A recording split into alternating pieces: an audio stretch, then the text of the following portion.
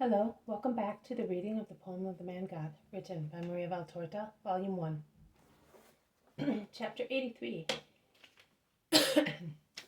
Jesus cries on account of Judas, and Simon Zealot comforts him. 20th January 1945. The country where Jesus is very fertile. There are magnificent orchards and vineyards with huge branches of grapes, beginning to turn gold or ruby. Jesus is sitting in an orchard and is eating some fruit offered to him by a farmer. Perhaps he has just finished speaking because the man says to him, "It's a pleasure for me, Master, to quench your thirst. Your disciple has spoken to us of your wisdom. Nevertheless, we were astonished when we listened to you. Close as we are to the holy city, we often go there to sell our fruit and vegetables. And we then go up to the temple and listen to the rabbis. But they do not speak as you do. We used to come away saying, 'If that is so, who will be saved?' With you, it is entirely different. Oh, we seem to be so light-hearted. Although adults, we feel like children in our hearts. I am a rough man, and I am not good at making myself understood, but I am sure that you understand me." "Yes, I do." "You mean that, although you have an adult's knowledge and maturity after listening to the Word of God, you feel simplicity, faith, and purity revive in your heart, as if you were a child once again, without fault or malice, but with so much faith as when you were taken to the temple for the first time by your mother, or you prayed on her knees. That is what you mean." "Yes, just that. You are fortunate because you are always with him." He then says to John, Simon and Judas, who are sitting on a low wall eating juicy figs. And he ends saying, "And I am honored because you were my guest for one night. I am not afraid of any misfortune in my house because you have blessed it." Jesus replies, "A blessing is efficacious and lasting if the souls of men are faithful to the law of God and to my doctrine. Otherwise, its grace-giving ceases. And it is only fair, because if it is true that God grants sunshine and fresh air to the good and to the bad, that they may live, and that they may become better if they are good, and they may be converted if they are bad, it is also just that the Father's protection should turn elsewhere as a punishment for the wicked, to remind them of God by means of some pain. Is pain not always evil? No, my friend. It is evil from a human point of view, but from a supernatural one it is good. It increases the merits of just people who accept it without despairing or rebelling, and they offer it, as they offer themselves, with resignation, as a sacrifice to expiate their own imperfections and the faults of the world, and it is a redemption for those who are not good. It is so difficult to suffer," says the farmer, who has been joined by his relatives, about 10 people in all, adults and children. "I know that man finds it difficult, and knowing that he would find it so difficult, the Father had not given his children any sorrow. It came with sin. But how long does sorrow last on earth, in the life of a man? A short time. It is always short, even if it lasts a whole lifetime. Now I say, is it not better to suffer for a short time rather than forever? Is it not better to suffer here than in purgatory? Consider that time there is multiplied 1,000 times to 1. Oh, I solemnly tell you, you ought not to curse pain, but bless it, and you should call it grace and mercy." "Oh, your words, Master, they are as pleasant to us as honeyed water from a cool amphora is to a man parched with thirst in summer. Are you really going away tomorrow, Master?" "Yes, I am going tomorrow, but I will come back again to thank you for what you have done for me and my friends, and to ask you for some more bread and a rest. You will always find them here, Master.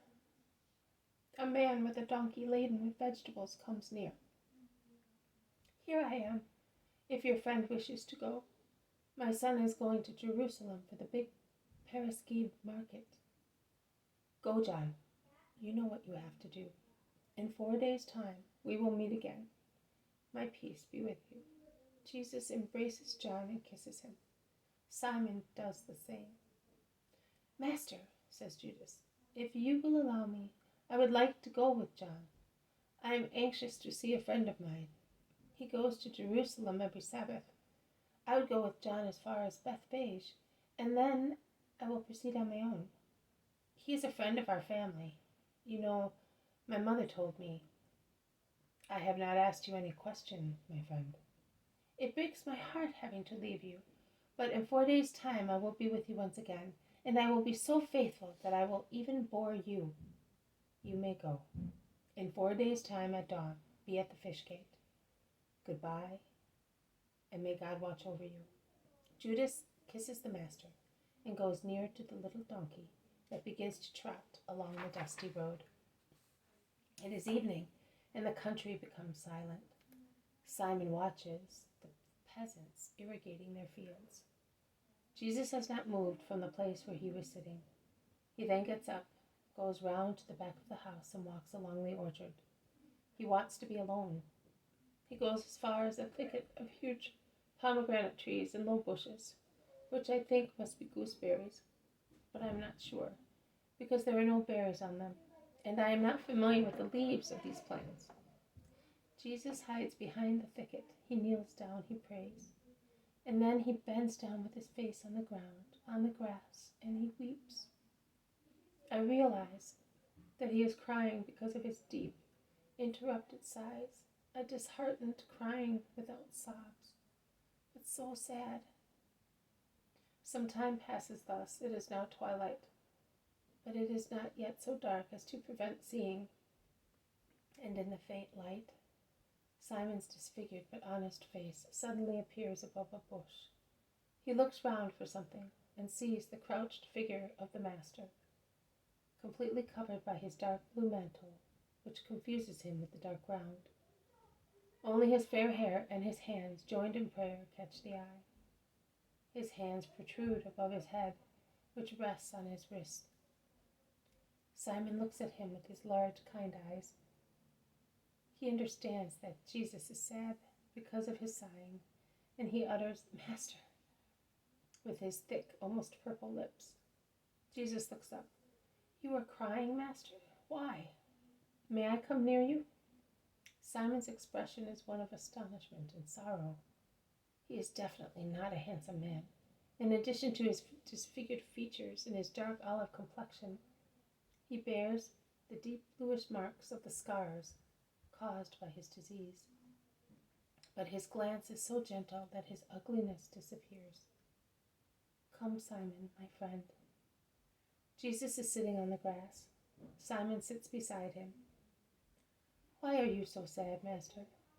"I am not John, and I am not capable of giving you what John gives you, but I would like to give you every possible comfort, and I am only sorry that I am not able to do so. Tell me, have I displeased you these last few days, to the extent that it depresses you to stay with me?" "No, my good friend, you have never displeased me since the first moment I saw you, and I think you will never cause me to shed tears." "Well then, Master, I am not worthy of your confidence, but on account of my age I could be your father, and you know how anxious I have always been to have children. Allow me to caress you as if you were my son, and let me be a father and mother to you in this hour of pain. It is your mother that you are in need of to forget so many things." "Yes, oh yes, it is my mother. Well, while waiting to have comfort in her, grant your servant the joy of consoling you. You are crying, Master, because someone has displeased you. For several days your face has been like the sun darkened by clouds. I have been watching you. Your goodness hides the wound, that we may not hate him who wounds you. But the wound is a painful and abhorrent one. But tell me, my Lord, why do you not remove the source of your pain? because it would be useless from a human point of view, and it would not be charitable. Ah, you are aware that I am speaking of Judas? It is because of him that you are suffering. How can you, the truth, tolerate that liar? He lies shamelessly. He is more deceitful than a fox and more closed than a rock. He has now gone away. What for? How many friends has he got? I am sorry to leave you, but I would like to follow him and see. Oh, my Jesus, that man, send him away, my Lord. It is useless. What is to be shall be. What do you mean? Nothing special. You allowed him to go with pleasure because you were disgusted with his behavior at Jericho. It is true, Simon. I tell you once again, what is to be shall be, and Judas is part of this future. He is to be there too. But John told me that Simon Peter is very frank and full of ardor. Will he suffer Judas? He must stand him. Also Peter is destined for a part, and Judas is the canvas on which he must weave his part. Or, if you prefer so, Judas is the school where Peter will learn more than with anyone else. Also, idiots are capable of being good with John and understanding souls like John's, but it is difficult to be good with people like Judas, and to understand souls like Judas's, and to be a doctor and priest for them. Judas is your living teaching. Ours? Yes, yours. The Master will not be on earth forever. He will leave after eating the hardest bread and drinking the sourest wine. But you will stay to continue me, and you must know, because the world does not end with the Master. It will last longer, until the final return of Christ and the final judgment of man. And I solemnly tell you that for every John, Peter, Simon, James, Andrew, Philip, Bartholomew, Thomas, there are at least 7 Judases, and many, many more. Simon is thoughtful and silent. He then says, the shepherds are good. Judas scorns them, but I love them. I love them and praise them. They are simple souls, such as you like. Judas has lived in town, his only excuse. But there are many people who have lived in towns, and yet, when will you come to my friend? Tomorrow, Simon, and I will come with pleasure, because we are by ourselves, just you and I believe he is a learned and experienced man like you. And he suffers a lot, in his body, and even more in his heart. Oh, Master, I would like to ask you a favor. If he does not speak to you of his grief, please do not ask him any question about his family. I will not. I am on the side of those who suffer, but I do not force anybody's confidence. Tears deserve respect, and I did not respect them, but I felt so sorry for you. You are my friend, and you have already given a name to my sorrow. I am an unknown rabbi for your friend. When he knows me, then let us go. It is dark. Do not let us keep our tired guests waiting. Tomorrow at dawn we will go to Bethany. Jesus then says, my little John, how many times have I cried with my face on the ground because of men? And you would like to suffer less than I did?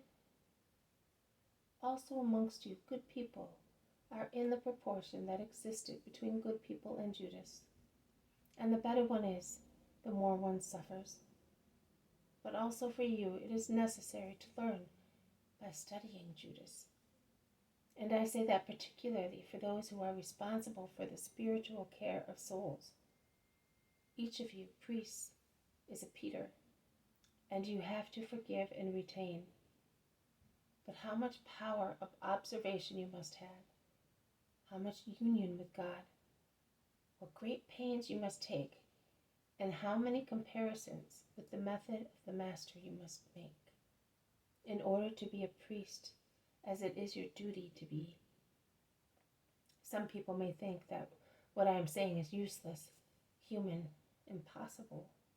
They are the usual people who deny the human phases of Jesus' life, and they make of me a being so remote from human life as to be only a divine being. What happens then to the most holy humanity, to the sacrifice of the second person in becoming flesh? Oh, I was truly a man amongst men. I was the man, and that is why I suffered in seeing the traitor and ungrateful people. That is why I rejoiced on account of those who loved me or were converted to me. That is why I shuddered and cried before Judas' spiritual corpse. I shuddered and cried before my dead friend. But I knew that I would call him back to life, and I rejoiced seeing his soul already in limbo. Here I had the demon in front of me, and I will say no more. Follow me, John. Let us give men also this gift. And then, blessed are those who listen to the word of God and strive to do what it says. Blessed are those who want to know me in order to love me. In them and to them, I shall be a blessing. This has been a reading from the poem of the Man God, written by Maria Valtorta, Volume 1.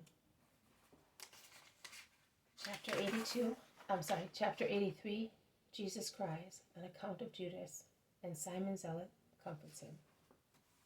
Thank you for listening. I will see you tomorrow. May God bless you, and may peace be with you.